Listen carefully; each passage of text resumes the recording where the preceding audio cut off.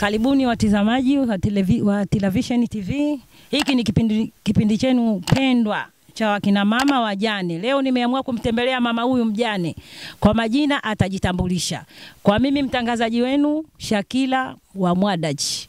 Je, mama unaitwa nani hapa? Kwa majina naitwa Johari Saidi Amli. Johari Saidi Hamli. Huyu mama ni mjane. Leo tumefanya matembezi kwake mama huyu kuangalia mazingira yake. Yuko katika mazingira duni na anahitaji msaada. Sasa yeye mwenyewe atajielezea kwa machache, pia atatuonyesha mazingira yake anayoishi na mazingira yaliyomzunguka. Kwa kweli mazingira yangu ni magumu sana.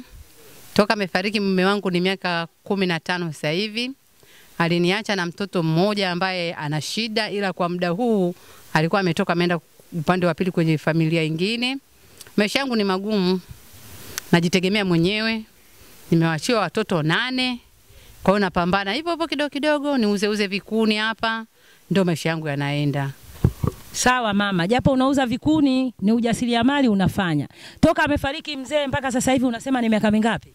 Unaenda miaka 15. Je, miaka 15. Hii ndio nyumba yenu ambayo umejenga wewe na mzee? Aliniacha na hii ndio tulikuwa tumefikia hapo.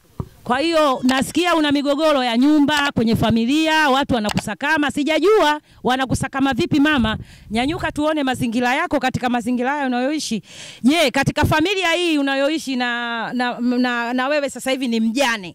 Utegemei kitu kingine chochote, unategemea labda ni nyumba alokuachia mumeo? Ndiyo, nategemea ni nyumba alioniachia mume wangu. Sina kingine nilichokitegemea. Kwa hiyo humu kuna wapangaji umewapangisha au mnaishi vipi katika nyumba hii? Hakuna wapangaji, ila mume wangu alikuwa na mke mwingine wote naye pia ameshafariki. Kwa hiyo ni changamoto ya kuwa na familia mbili. Sawa kabisa. Kwa hiyo unataka kusema huyo mama mwingine ambaye alikuwa ni mke mwenzio, si ndio? Ndiyo. Kwa hiyo naye pia alizaa na mzee? Ndiyo, naye alizaa na mzee. Kwa hiyo hii nyumba ni nyumba ya familia mbili, sawa? Familia mbili. Sawa mama. Kwa hiyo haya pia ni mazingira ya mama huyu mjane, mama Yasini, yamemzunguka. Mama huyu ni mjane na huku ndo jikoni kwa mama Yasini. Hebu nataka tuonyeshe jikoni kwake mama Yasini. Yuko katika mazingira gani?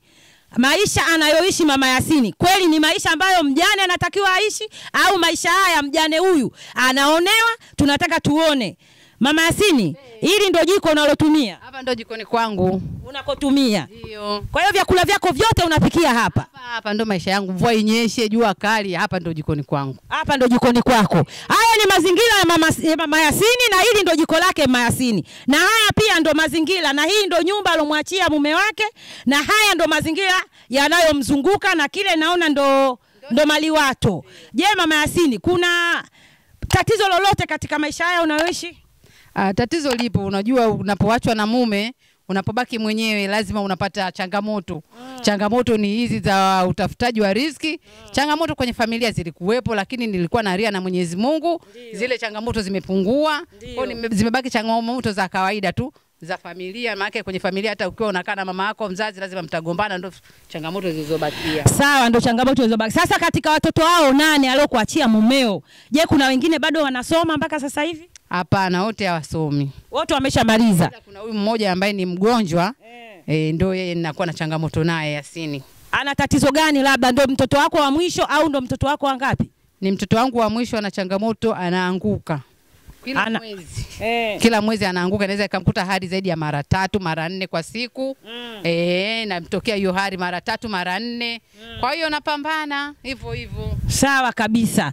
Mama Yasini, huyo Yasini tunayemwongelea hapa ni mtoto ana ulemavu. Ni mtoto ambaye anaumwa. Lakini katika mazingira haya kutokana na hali aliyokuwa nayo, ndugu wamekuja kumchukua mtoto huyo na kuondoka naye. Lakini huyu mama ni mjane na anahitaji msaada. Asaidiwe. Yoyote anayeguswa na maisha yake mama Yasini, tunaomba ajitokeze na kumsaidia. Au atatoa namba zake za simu. Yoyote aliyekuwa nacho. Hii namba sio kutumia kwa vingine vyovyote. Yeye anatafuta msaada, kama kuna kazi, kama kuna kibarua, kama kuna mtu anataka kumpa biashara ya aina yoyote, ana uwezo wa kufanya. Au sio mama Yasini? Niko tayari kufanya shughuli yoyote ambayo ili mradi tu iweze kuniongezea kipato changu. Sawa kabisa. Huyu ni mama Yasini na naachana naye saizi na muaga mama Yasini rasmi. Mama Yasini, bye. Hai.